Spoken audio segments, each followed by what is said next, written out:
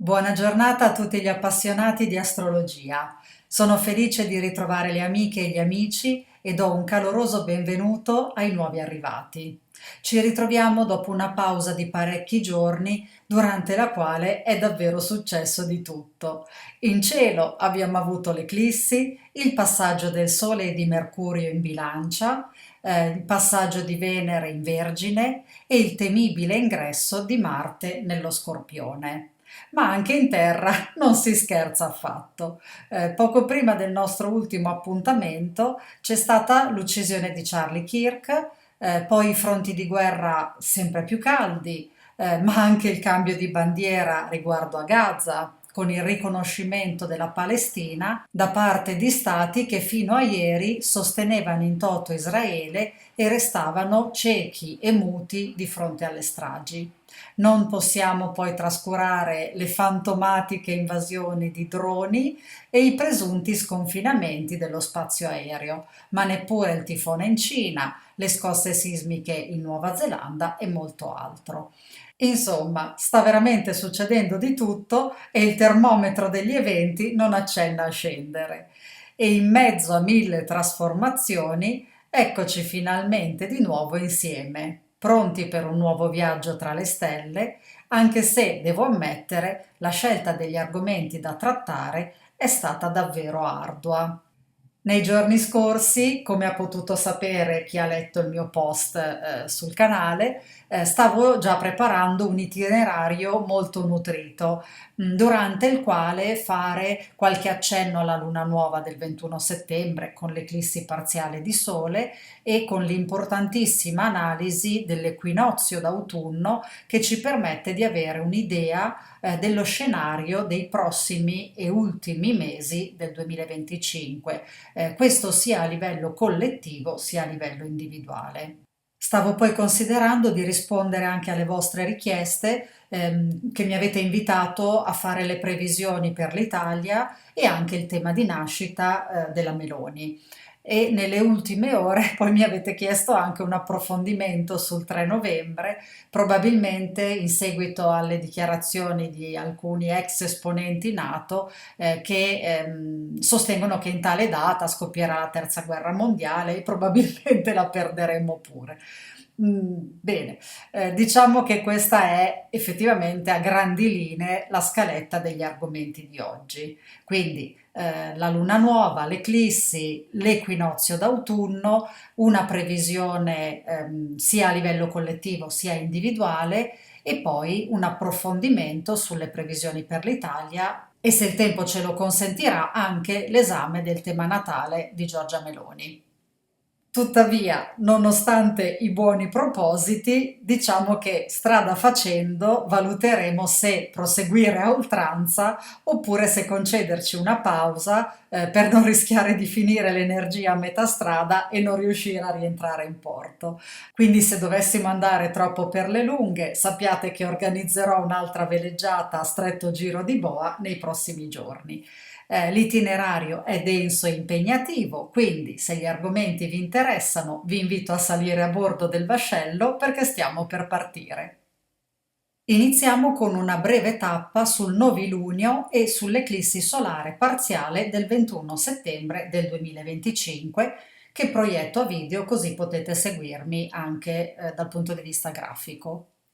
Qui premetto che non ho potuto fare l'analisi tempestiva di questo fenomeno celeste perché gli impegni non me lo hanno consentito. Siete in molti ad avermi chiesto il tema di nascita e le previsioni individuali e ne sono onorata.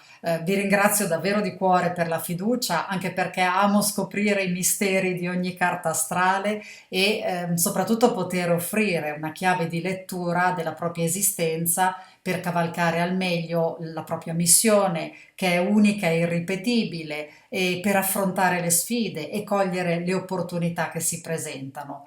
Purtroppo però io sono una sola, con risorse e tempo limitati, tant'è che la tempistica degli miei appuntamenti è lunghissima, come spiego a chi si rivolge a me, ed è lunga proprio perché per fare un'analisi completa occorre tempo e concentrazione e quindi il mio calendario finisce per essere pieno per i prossimi 12 mesi.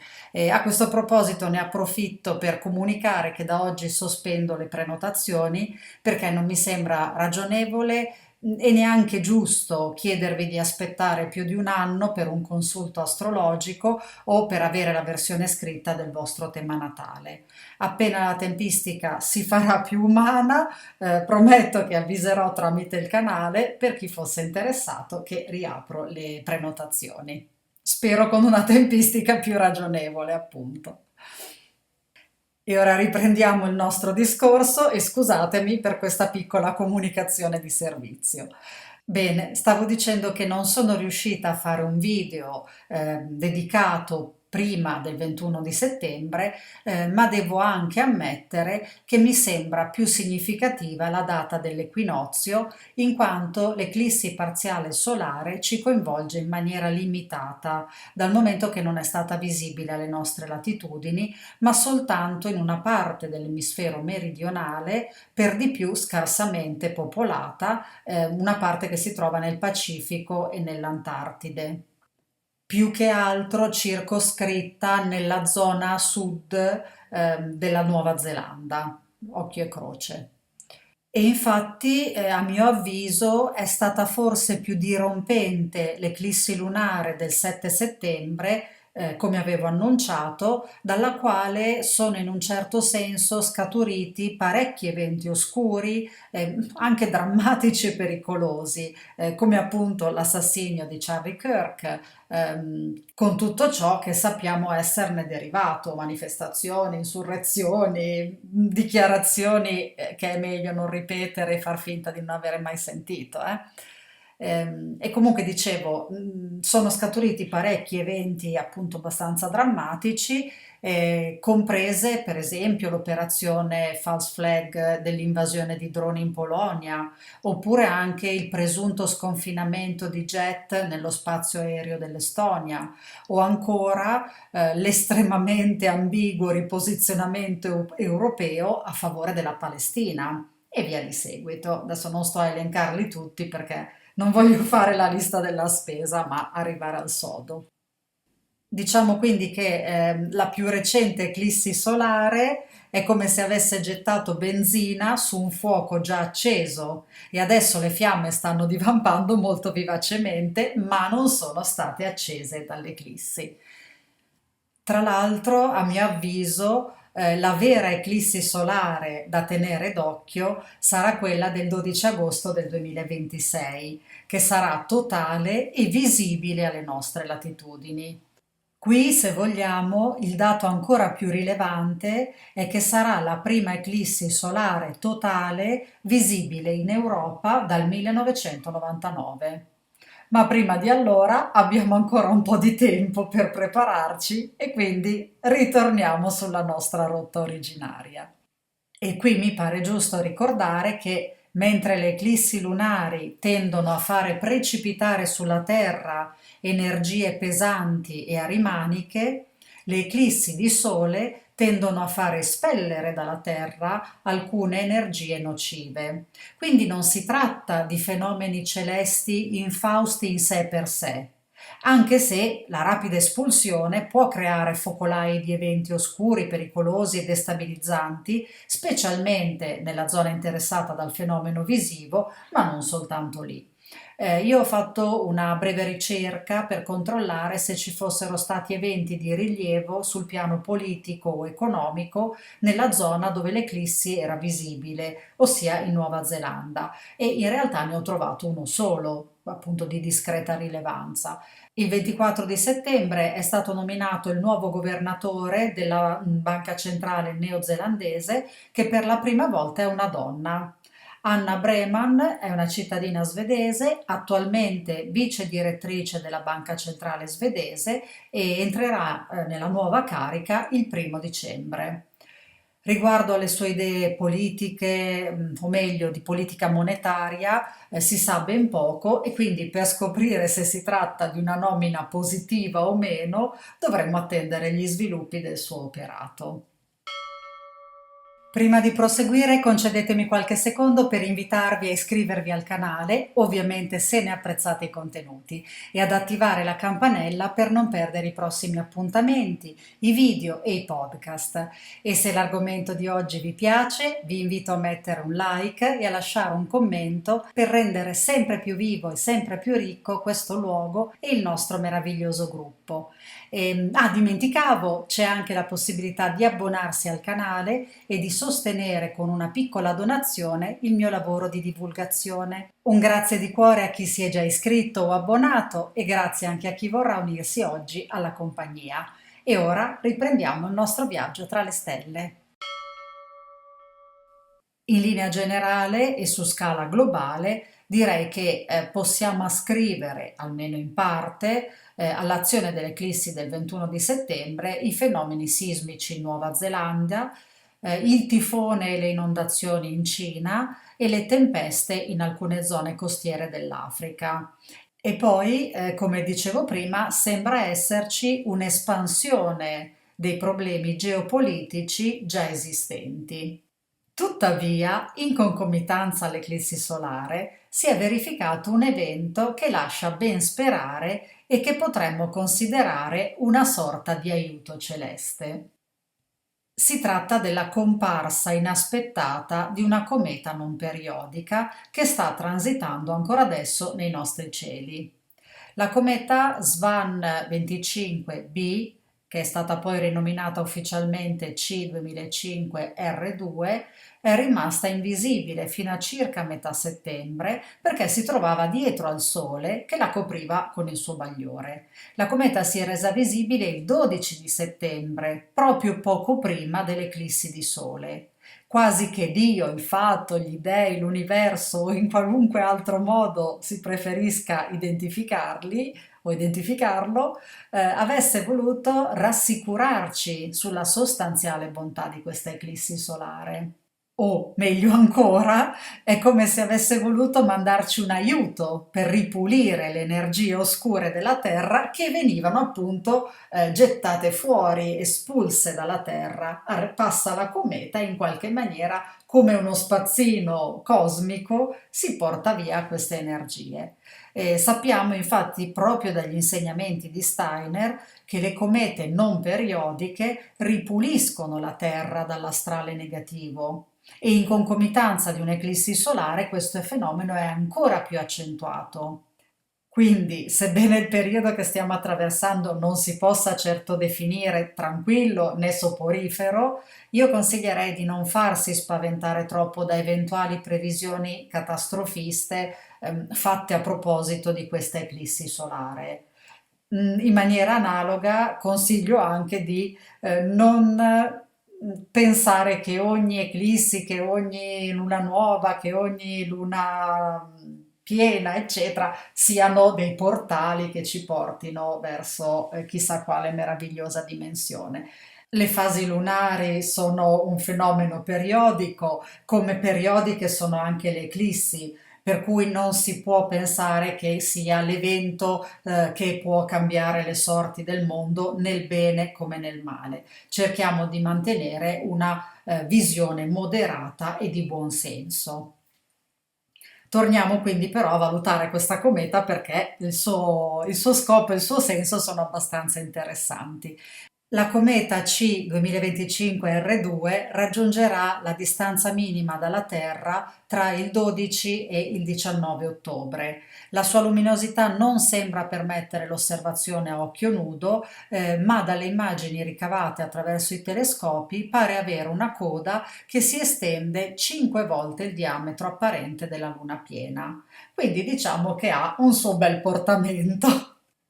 E adesso sta transitando nella costellazione della Vergine, la stessa che ha ospitato l'eclissi solare. E questa eclissi risulta in Vergine sia secondo l'astrologia tropicale, che è quella che stiamo utilizzando adesso, sia secondo l'interpretazione dell'astrologia siderale, che utilizza le posizioni reali del cielo stellato. Quindi direi che il suo passaggio in questa costellazione è una curiosa coincidenza, se credessimo alle coincidenze di questo tipo. Bene, qui apro una breve parentesi per spiegare la differenza tra astrologia tropicale, altrimenti chiamata occidentale o tradizionale, e l'astrologia siderale, chiamata anche vedica o indiana. E lo faccio per rispondere ad alcuni di voi che mi avete chiesto di spiegare cosa distingue l'una dall'altra. Allora, entrambi si basano su un sistema di simboli, ma poggiano su uno zodiaco differente. Cercherò di essere molto sintetica senza penalizzare troppo la comprensione. Allora, partiamo dal fatto che le costellazioni che si considerano in entrambi i sistemi sono quelle intercettate dall'eclittica. L'eclittica è la traiettoria apparente, cioè vista dalla Terra, che il Sole descrive nel cielo durante un anno e quindi corrisponde al piano dell'orbita terrestre attorno al Sole. Questa sfilata di costellazioni forma il nostro zodiaco.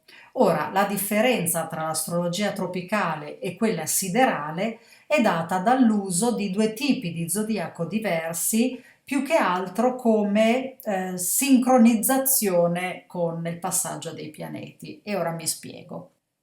Quello dell'astrologia tropicale, ovvero quella usata tradizionalmente in Occidente, si basa sulle stagioni e quindi sul tempo piuttosto che sullo spazio.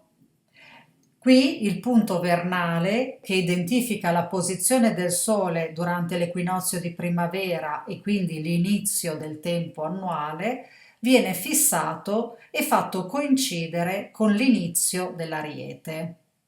Di conseguenza, la ruota zodiacale e la scansione delle stagioni sono legate in maniera indissolubile, anche se, per effetto della precessione degli equinozi, questa corrispondenza non può essere osservata guardando direttamente il cielo. La precessione degli equinozi risulta dal lento spostamento dell'asse attorno al quale la Terra compie la sua rotazione giornaliera. Questo fenomeno fa spostare i poli celesti che oscillano nello spazio come due coni simmetrici, che potremmo figurarci paragonandoli all'oscillazione che compie l'asse di una trottola mentre gira su se stessa. Come conseguenza, anche il piano dell'equatore si sposta rispetto all'eclittica e quindi i punti equinoziali si muovono rispetto alle costellazioni, retrocedendo nello zodiaco di un grado ogni 72 anni circa. Ciò vuol dire che ogni 2160 anni circa l'equinozio di primavera cambia segno e dopo circa 26.000 anni l'equinozio di primavera tornerà a corrispondere con il grado zero dell'Ariete. Ma in realtà anche questa è una proiezione simbolica, perché le costellazioni non hanno una estensione uguale nello spazio celeste e quindi non corrispondono ai 30 gradi assegnati nello zodiaco a ogni segno. E quindi è doveroso ricordare sempre che l'astrologia si fonda su un sistema di simboli e non su una trasposizione astronomica effettiva e precisa. Certo, usa il reale moto dei pianeti, ma lo va a inserire all'interno di uno schema simbolico. Bene, l'astrologia tropicale, che ha fissato l'inizio della primavera con il grado zero dell'Ariete, conserva questo sistema simbolico, ma tiene conto della precessione degli equinozi in termini di cambio di era astrologica. E allora, ogni 2160 anni circa, noi assistiamo a un cambio di era. Oltre 4200 anni fa, l'equinozio di primavera coincideva con l'inizio dell'Ariete e quella era l'era astrologica appunto dell'Ariete.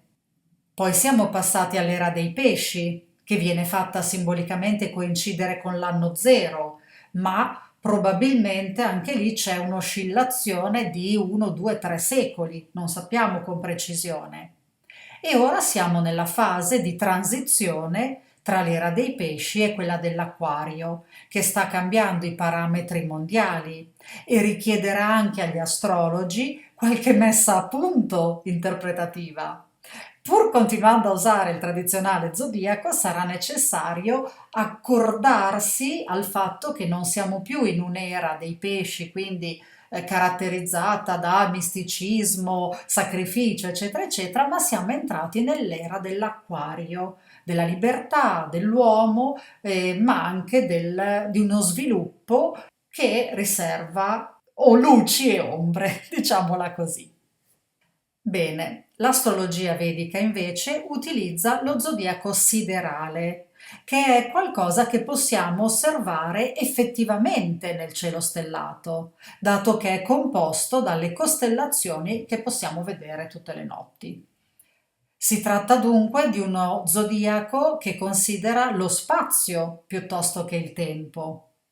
Va da sé che, secondo questo sistema, anche la posizione dei pianeti rispetto ai segni trasposti nello zodiaco è diversa. Quindi, per fare un esempio, l'equinozio di autunno del 22 settembre di quest'anno si è verificato con il Sole a 5 gradi della Vergine e non, come per l'astrologia occidentale, al grado zero della Bilancia. Ecco, spero di aver aiutato un po' a svelare l'arcano. Ci tengo a precisare che, a mio avviso, non si tratta di schierarsi da una parte o dall'altra. Qui non c'è un sistema giusto e uno sbagliato. Entrambi i sistemi funzionano in quanto si tratta sempre e comunque di decifrare elementi simbolici, sistemi che possono essere più affini per sensibilità, per cultura, per mentalità. E come ho detto prima, l'astrologia tropicale mostra una, diciamo, percezione più spiccata per il tempo, mentre l'astrologia siderale mostra una percezione più spiccata per lo spazio. È proprio una differente sensibilità che anche l'astrologo percepisce su di sé e quindi sceglie da che parte orientarsi, ma entrambi i sistemi funzionano. Quindi, tornando a bomba, la curiosa coincidenza di cui parlavo prima è che la recente eclissi solare si è prodotta in Vergine per entrambe le astrologie, sebbene a gradi diversi, perché per l'astrologia vedica o siderale era ai primi gradi della Vergine, mentre per la nostra tradizionale o tropicale era alla fine, all'ultimo grado della Vergine. E quindi la cometa che transitava effettivamente nella costellazione della Vergine viene intesa da entrambi i sistemi astrologici come una cometa che può portare pulizia nel campo astrale della Terra. Bene, ora diamo una rapida occhiata alla carta astrale della luna nuova del 21 settembre, giusto per farcene un'idea. Vediamo che la luna nuova si produce nel segno della Vergine, come abbiamo appena detto e ripetuto, nei pressi del nodo sud, ovviamente perché tutte le eclissi si verificano vicine al nodo lunare, in questo caso però è il sud al posto che il nord. E qui vediamo che la Luna congiunta al Sole va a formare la coda della figura d'aquilone che possiamo appunto vedere a video. L'aquilone è una figura sostanzialmente benefica formata da molti aspetti armonici e qui, se vogliamo, l'energia negativa sprigionata dall'eclissi potrebbe diventare l'elemento promotore di una rivoluzione positiva, trovandosi nel punto di opposizione al vertice dell'aquilone. Nel caso specifico non possiamo parlare di una rivoluzione che si volge al futuro, ma di una rivoluzione che si volge al passato e quindi si muove in retrospettiva. Mi spiego meglio. In precedenza avevo illustrato che proprio in questo periodo tutti i pianeti lenti avrebbero invertito il loro moto, passando da un moto diretto a un moto retrogrado, e che questo avrebbe richiesto una seria analisi del passato da parte dell'umanità. Anzi, più che richiesto, dovrei dire imposto un'analisi retrospettiva. Chi mi segue ricorderà che avevo parlato della necessità spirituale di ricordare. Durante il cambio di reggenza spirituale, le divinità, angeli o entità che dir si voglia, sono chiamate più o meno simbolicamente a sedersi insieme e ricordare prima di poter prendere il potere sul nuovo mondo. E lo stesso suggerivo di fare noi, comuni mortali, in maniera consapevole, al posto che lasciarci trascinare dagli eventi. Con Urano, Plutone, Saturno e Nettuno tutti retrogradi, una revisione della storia passata è quanto mai necessaria. Qui infatti possiamo osservare come i quattro pianeti siano tutti in relazione armonica tra loro e mantengano i vari aspetti anche durante la retrogradazione, che si produce in maniera simultanea o quasi. Al vertice del piccolo triangolo armonico che lega i quattro pianeti troviamo la congiunzione Saturno-Nettuno, tra la fine del segno dei Pesci e l'inizio dell'Ariete. Saturno e Nettuno formano a loro volta un sestile con Plutone all'inizio dell'Acquario e un sestile con Urano all'inizio dei Gemelli. E a chiudere il triangolo c'è il trigono tra Plutone e Urano. Qui possiamo vedere che la congiunzione Sole-Luna del novilunio è in perfetta opposizione alla congiunzione Saturno-Nettuno e quindi Sole e Luna sono in trigono sia a Urano sia a Plutone. Ho già avuto modo di dire che questo aquilone è una formazione molto benefica, a patto però di sapere usare le energie positive per muovere verso il vertice, quindi anche le energie oppositive vanno utilizzate come una freccia, come un arco, per andare a realizzare il proposito migliore contenuto in questa figura, che appunto verte tra la fine dei pesci e l'inizio dell'Ariete. E va quindi a identificare, a mostrarci il passaggio di epoca e l'inizio di un nuovo ciclo, di una nuova era. Ovviamente nel momento presente, essendo in costanza delle retrogradazioni, questo non è il momento per avanzare, ma è il momento per fare pulizia del pregresso, nel pregresso. La luna nuova è sempre il seme di un nuovo inizio, di un nuovo ciclo che si renderà poi manifesto con la luna piena, che in questo caso avverrà il 7 ottobre e sarà in Ariete. È una luna di nuovi inizi, forte, piena di slancio, ma è anche carica di aggressività e quindi in parte pericolosa, in quanto retta da un insidioso Marte in Scorpione. Un Marte che ci parla di trame occulte e di servizi segreti più che di guerra manifesta, ma che non ci permette di escludere l'incremento di eventi bellici, specialmente se teniamo in considerazione l'attuale situazione che è già molto molto esplosiva. Tuttavia, sebbene con la luna piena del 7 ottobre l'aquilone si scioglie, continua a permanere il piccolo triangolo armonico tra i pianeti lenti che costituisce una discreta ancora di salvataggio. Qui ci tengo a fare una precisazione davvero davvero importante e quindi la sottolineo e la rimarco perché tutta questa grande armonia celeste sembrerebbe non trovare riscontro sulla Terra e quindi qualcuno potrebbe dire sì, qui abbiamo figure armoniche, però in soldoni qui ce la stiamo passando gran male. Però veramente credetemi, se consideriamo il periodo epocale che stiamo vivendo, quindi il passaggio di era e gli acerrimi scontri di potere che si stanno verificando per passare dal progetto di un mondo unipolare a un mondo multipolare, beh, se non avessimo avuto l'aiuto degli astri, se non avessimo ancora e ancora per un po' di tempo l'aiuto degli astri, credetemi, saremmo già immersi in una terza guerra mondiale di proporzioni davvero catastrofiche. Quindi a volte non ci si rende conto di quanto può fare un piccolo ombrello quando sta piovendo forte. Eppure, soprattutto quando questo ombrello non l'abbiamo aperto noi, è stato aperto sopra nel cielo, sopra le nostre teste e noi non sappiamo quale negatività, quali pericoli ci sta, da quali pericoli ci sta proteggendo. Per cui io vedendo questo cielo e vedendo quello che sta succedendo qui mi rendo conto che potremmo avere manifestazioni alla n potenza in più rispetto a quello che abbiamo oggi. Bene, chiusa la precisazione che veramente però ritenevo doveroso fare, adesso cerchiamo di valutare meglio il messaggio di questo aquilone che ci mostra la necessità di tornare sui nostri passi per controllare di non avere dimenticato nulla e soprattutto per eliminare i vecchi ostacoli e anche gli ostacolatori.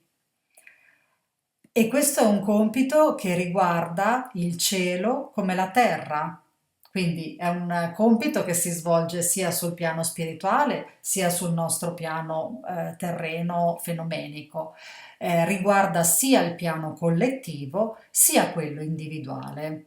Se vogliamo che alla ripresa dei moti diretti si possa progredire verso un ideale più propizio e verso migliori condizioni di vita, allora è necessario rimuovere i problemi del passato, rimuovere le vecchie abitudini e le vecchie forme mentali e anche depotenziare le ideologie folli che hanno caratterizzato il secolo scorso e l'inizio dell'attuale millennio, specie in Occidente e in Europa, e anche neutralizzare, ossia rendere inoffensivi, i nemici del nuovo progetto, un progetto che appunto dovrebbe riguardare tutto il mondo e renderlo possibilmente un posto davvero migliore dove vivere tutti insieme.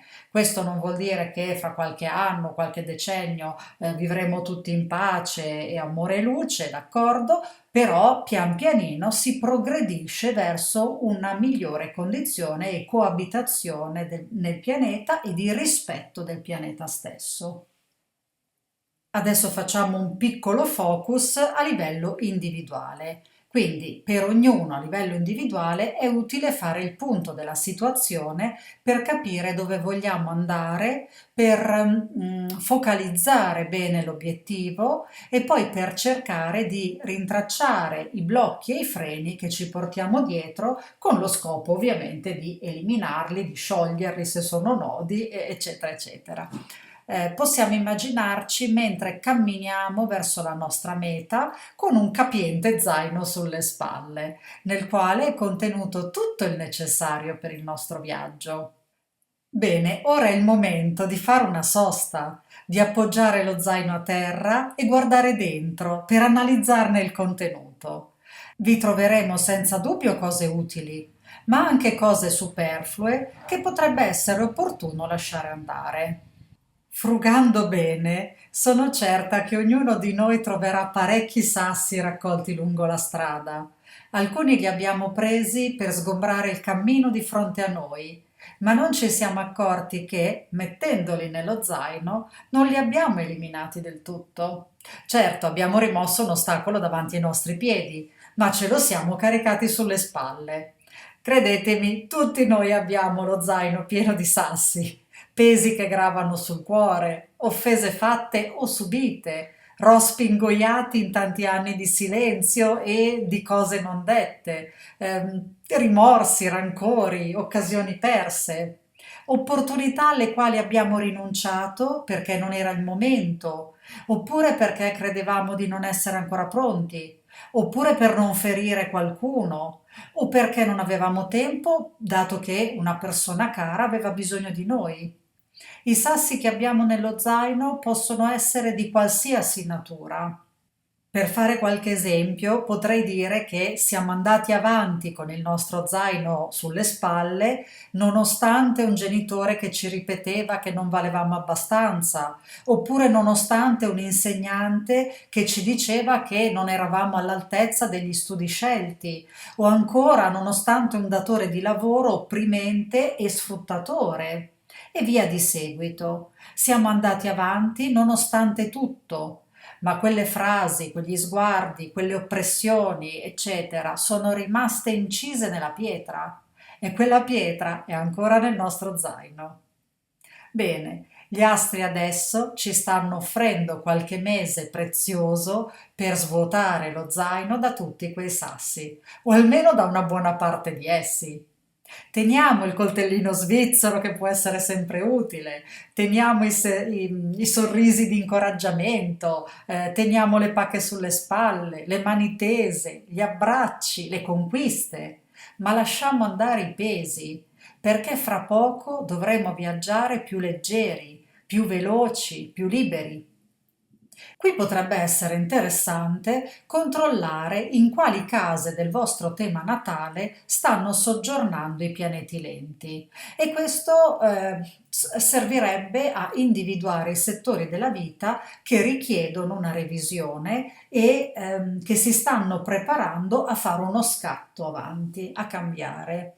Queste case indicano proprio dove bisogna fare il punto, dove bisogna fare chiarezza e dove liberare lo spazio per muoversi con maggiore agio, perché quando i pianeti entreranno in moto diretto, torneranno in moto diretto, queste tre case subiranno davvero uno scatto, si presteranno a uno scatto e un avanzamento nella nostra vita individuale. Questo riguarda noi, non riguarda il piano mondiale, la politica e i leader del mondo. Voglio provare a fare un esempio pratico per capirci, perché senza la pratica rimane tutto in teoria. Quindi, per esempio, chi ha l'ascendente in Capricorno avrà probabilmente Plutone in prima casa, Saturno e Nettuno in terza e Urano in quinta. In questo caso i pianeti vi stanno invitando a trovare un modo migliore di porvi in pubblico. È il momento di rinnovare la maschera sociale, l'apparenza, facendo leva sulla comunicazione e sull'espressione di voi stessi, in modo che l'immagine esteriore sia più autentica e maggiormente fedele alla vostra vera natura. È importante prestare attenzione a ciò che volete comunicare e a ciò che volete condividere con gli altri, in modo che sia davvero originale e corrisponda alla vostra vera essenza. E in maniera, diciamo, analoga, è anche importante sapere che cosa volete studiare, conoscere, approfondire, percepire, in modo da nutrire la vostra vera essenza e non girare di fiore in fiore senza portare a casa qualcosa di solido che arricchisca autenticamente la natura, la vostra vera natura. Anche perché è giunto il momento che questa vostra essenza si manifesti nel mondo con gioia e autenticità, senza troppa soggezione verso quello che può essere il giudizio degli altri. E questo è anche il momento di porre dei freni, per esempio, a una comunicazione che potrebbe essere troppo nebulosa o fantasiosa o addirittura mendace, perché questo potrebbe precludervi relazioni sincere e solide. Non dovete essere sfuggenti, non dovete camuffarvi, trasformarvi in maniera da essere non riconoscibili. Non sto dicendo che dovete andare in giro nudi e vulnerabili a tutto e a tutti, però essere più autentici almeno con quelle persone che ritenete importanti per voi. E questo è anche il momento di selezionare proprio la cerchia delle amicizie strette, lasciando andare i soggetti inaffidabili o soffocanti o autoritari e cercando di creare una nuova alchimia che contempli ispirazione e concretezza, che unisca l'afflato del cuore e l'utilità. Non vado oltre, però credo di avere dato l'idea di questa costellazione di queste tre case. Ma proviamo a fare un altro esempio. Se le case coinvolte sono la seconda, la quarta e la sesta, come accade con ogni probabilità se avete l'ascendente in Sagittario, allora i pianeti stanno ponendo l'accento sul valore personale e sulla necessità di individuare le vere radici familiari e ancestrali che sono indispensabili a fare crescere il vostro albero sano e forte e a trovare nel lavoro una soddisfazione profonda. Qui il lavoro può diventare davvero una missione di vita, il dono di voi stessi al mondo. Ma per farlo è necessario riconoscere le proprie doti, i talenti, le qualità. Dovete capire da dove venite per sapere dove volete andare e poi dovete concretizzare queste conoscenze in un vero servizio al prossimo. Un servizio che deve anche essere riconosciuto economicamente, così da garantirvi sicurezza e protezione. Forse cambierete lavoro o trasformerete il vostro modo di lavorare e probabilmente sarà un cambiamento positivo che vi permetterà di consolidare il vostro mondo interiore ed esteriore. Il focus qui è trovare il modo di curare maggiormente il vostro nido, reale o simbolico che sia, o meglio, sia quello reale, per cui la casa, l'abitazione, il nucleo familiare, sia a livello simbolico o interiore e quindi sentire dentro di voi quella sicurezza di poter contare su di voi, su un nucleo di persone, su una famiglia che può essere la famiglia di sangue o anche di amici, di un circondario stretto, ma che costituisce proprio questo nido protettivo. Perché il fine è proprio quello di riuscire a dar vita a un luogo ameno, confortevole e sicuro. Se invece avete l'ascendente Scorpione, ci sono buone probabilità che le case coinvolte siano la terza, la quinta e la settima. Qui direi che forse avete un peso sul cuore che chiede di essere rimosso, oppure dovrete sottoporre alla prova di realtà i vostri sogni, specie se questi riguardano l'amore, una relazione di coppia, un matrimonio, un'amicizia particolare, ma anche una società o una collaborazione.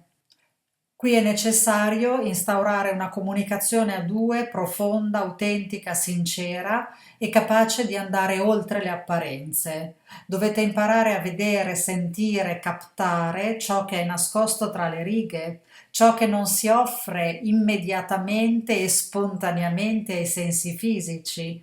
Dovete attivare le antenne, quella sensibilità che va oltre i cinque sensi fisici. L'operazione ha lo scopo di farvi smettere di rincorrere fantasie irrealizzabili e porre dei freni alle richieste altrui, oppure anche al vostro stesso spirito assistenzialista. I pianeti vi chiedono di creare una relazione, sia essa d'amore, di lavoro, di qualsiasi altro tipo, che offra a entrambe le parti opportunità pari di felicità e di realizzazione. Con questo quadro astrale non posso escludere che l'esame così spietato possa portare alcune relazioni a saltare, ma credo che un cambiamento sotto questi auspici possa essere promettente per il prossimo futuro. Ecco, come al solito tendo a partire per la tangente. Bene, non vado oltre perché l'intera gamma della casistica richiederebbe troppissimo tempo e ci porterebbe fuori dall'itinerario del nostro viaggio tra le stelle. Ma spero che gli esempi, per quanto limitati, possano aiutare a capire la tipologia di esame che gli astri ci stanno invitando a fare. Un esame che prevede di costellare almeno tre settori della nostra vita per metterli in una relazione proficuamente collaborativa che deve poi tradursi nella realtà. Un altro elemento da considerare è che questa luna nuova, a maggior ragione se consideriamo l'energia dell'eclissi che si propaga dal nodo sud, ci suggerisce anche di dedicare qualche pensiero alla nostra storia familiare, al nostro clan e alle nostre tradizioni. E questo vale per tutti, indipendentemente dal segno o dall'ascendente che abbiamo. Potremmo per esempio chiederci quali di queste tradizioni familiari sentiamo di voler ereditare e portare avanti e quali invece non riteniamo più attuali o non riteniamo confacenti a noi. Pur con l'intento di operare qualche opportuna scrematura, in questo esame familiare personale, secondo me è importante onorare il nostro passato e le nostre origini.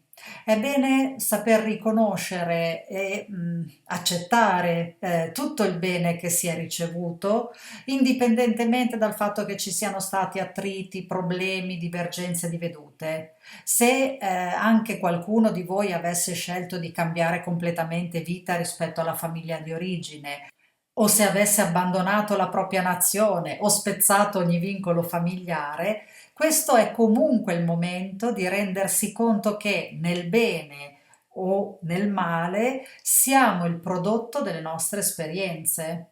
Questo non è una condanna, questa è energia che scopriamo. Possiamo seguire le orme del nostro passato oppure cambiare completamente rotta, ma è giusto riconoscere da dove arriviamo, perché è da lì che attingiamo la nostra energia di base ed è da come abbiamo scelto di rispondere, assecondando o trasformando il carburante che ci è stato offerto in termini di relazioni, esperienze, emozioni e sentimenti, ed è da lì che traiamo la nostra forza. Quindi rendere onore al nostro passato e ai nostri avi è un po' come rendere onore anche a noi stessi, che quegli avi ce li siamo scelti, consapevolmente o meno. Consapevolmente nel senso che possiamo avere scelto deliberatamente la famiglia dalla quale nascere, inconsapevolmente nel caso in cui i legami siano frutto di interazioni di un passato antico non ancora risolto e che ci ripropongono debiti e crediti karmici. In ogni caso, rendere onore al passato è rendere onore anche a quello che siamo noi oggi e a quello che potremo diventare. E adesso cambiamo argomento e dall'astrologia, diciamo, esaminata dal punto di vista individuale, passiamo al punto di vista dell'astrologia mondana. Qui questa sigizia, retta da Mercurio in bilancia, mi fa subito venire in mente le recentissime dichiarazioni di Macron che sta rigirando parecchie frittate in poche ore, in pochi giorni. Giusto per fare un esempio, pare che gli siano venuti degli scrupoli di coscienza, ammesso che ne abbia una, sul sequestro dei beni russi. Da quando è scoppiata la guerra in Ucraina, l'Unione Europea ha congelato 300 miliardi di dollari di asset russi e sempre più spesso sentiamo dire dai leader europei, compresa la nostra bionda borderline, che vogliono confiscarli per usarli allo scopo di finanziare la guerra. Credo che tutti sappiate che questa pratica equivarrebbe a un vero e proprio furto e violerebbe il diritto internazionale. Ciò nonostante, il concetto viene ripetuto sovente e a Bruxelles si stanno adoperando strenuamente per trovare un escamotage che gli consenta di rubare questi benedetti soldi. Bene, qualche giorno fa Macron si è svegliato con l'angoscioso dubbio che un simile comportamento potrebbe screditare i paesi europei agli occhi del mondo. Ma va? Che strani pensieri agitano la mente del presidente francese. Comunque, qualsiasi sia la sinapsi responsabile di tale dilemma, possiamo dire che lo ha spinto a invitare l'Europa a rispettare le norme legali per mantenere credibilità e stabilità. Ovviamente Mosca ha più volte avvertito che qualsiasi appropriazione sarebbe considerata furto e potrebbe innescare ritorsioni legali e non. E il piccolo grande Macron lo sa.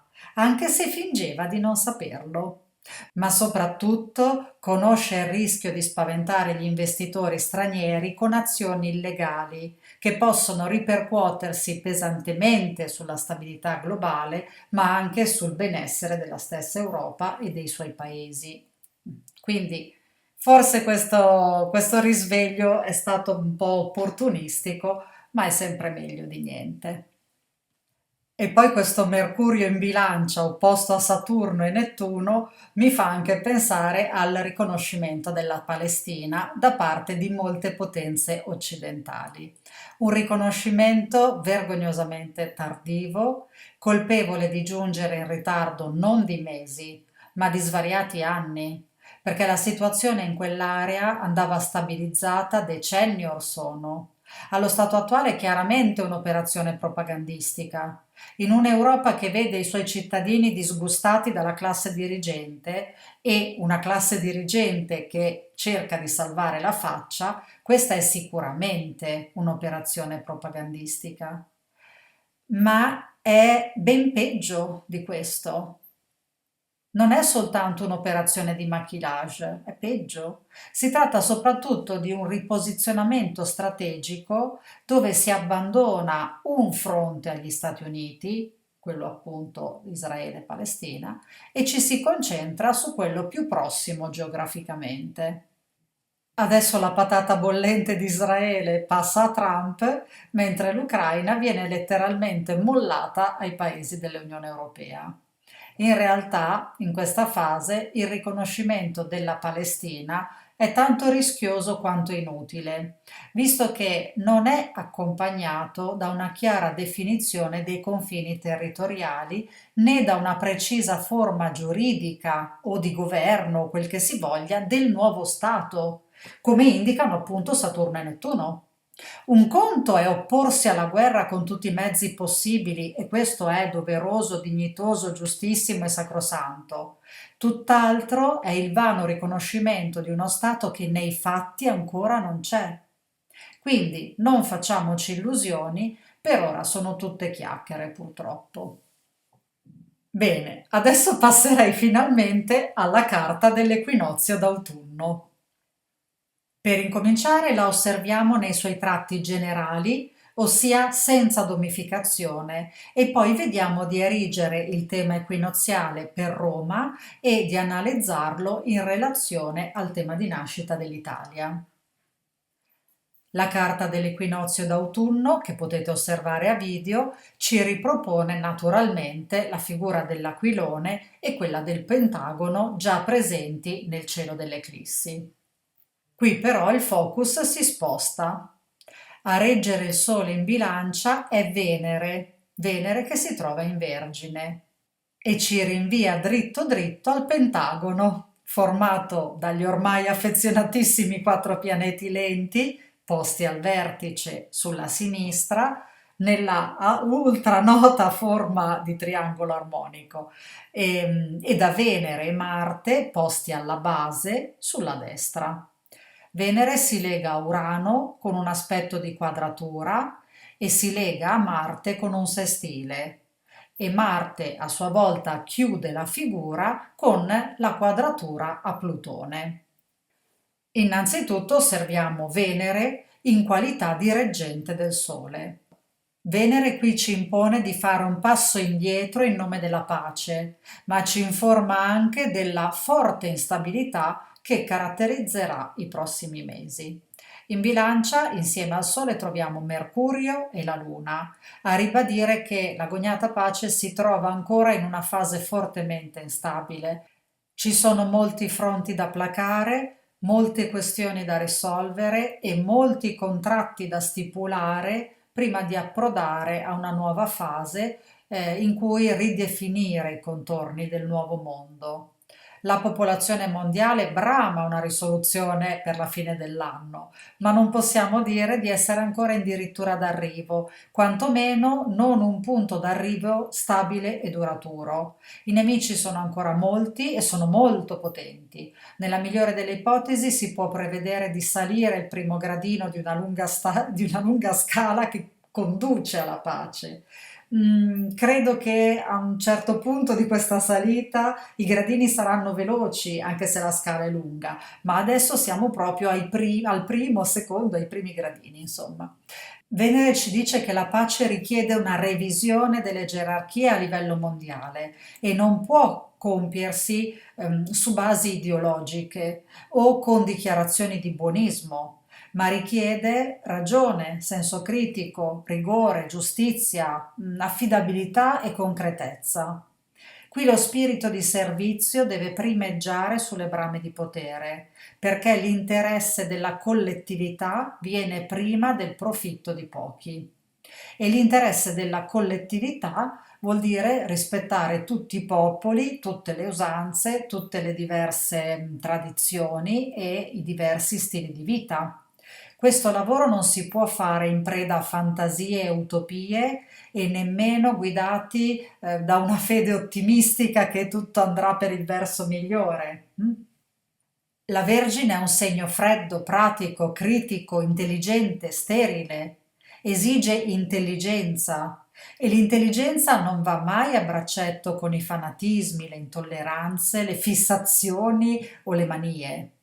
Non sarà facile per questa Venere trovare la quadra tra la necessità di reprimere i sentimenti a favore della ragione e al contempo domare la quadratura a Urano che la porta ad azioni impulsive ehm, e alla perdita di controllo, al rischio di perdita di controllo. Ecco. Secondo me in questi mesi, questi ultimi mesi dell'anno, assisteremo a una danza forsennata tra le potenze mondiali, tra richiami al buonsenso da una parte e grida di guerra dall'altra. L'instabilità farà la parte del leone e potranno esserci brusche rotture di rapporti internazionali, ma altrettanto fulminee infatuazioni fra stati, non necessariamente destinate a durare, ma comunque stati o nazioni che si avvicinano, che si allontanano, che sembrano avvicinarsi, che sembrano allontanarsi, che sembrano stringere dei patti che è di amore eterno, oppure che sembrano dichiararsi guerra, però potrebbero essere molte facciate e dietro non sappiamo perfettamente che cosa si sta producendo.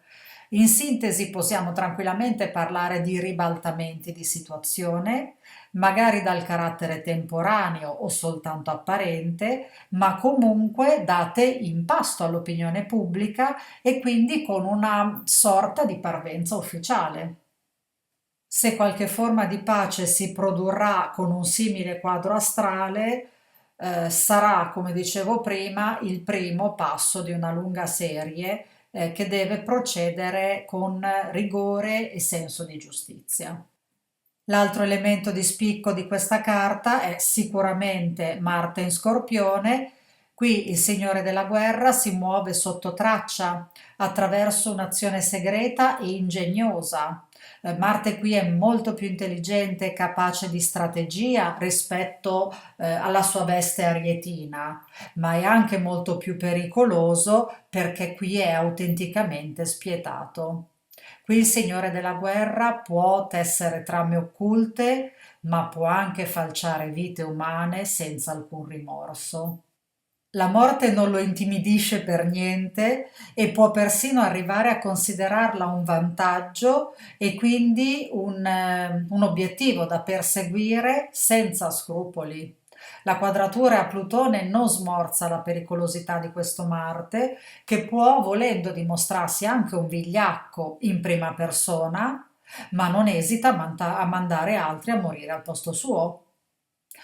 L'onestà sul piano geopolitico non brilla, semmai vedremo fuochi d'artificio di inganni, menzogne, false flag, sotterfugi, di tutto e di più, ma una facciata e un dietro le quinte, che non corrispondono ovviamente.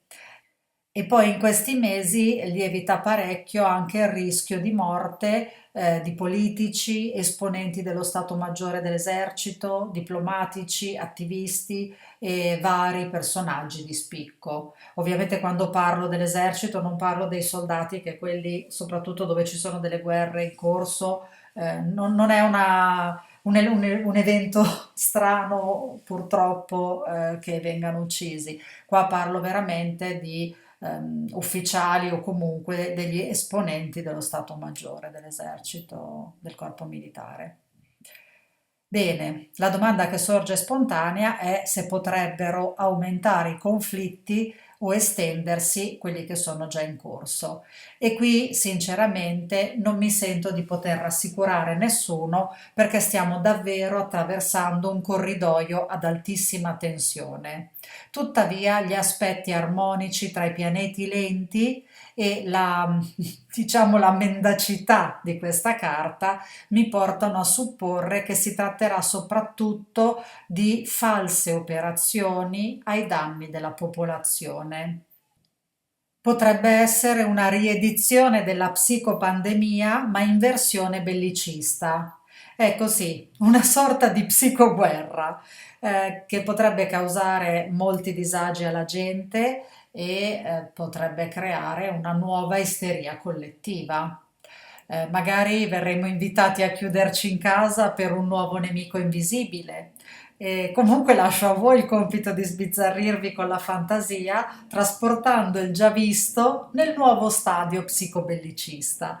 Eh, io così dal canto mio vi propongo improbabili kit di sopravvivenza, bunker sotterranei, ma qui siamo già all'ordine del già sentito, ma anche tute e caschi inverosimili per schermarsi dalle radiazioni nucleari, oppure, che ne so, ombrelli per proteggersi dalla pioggia di droni, ma anche ovviamente canzoni da cantare a squarciagola sui balconi per combattere la paura del nemico.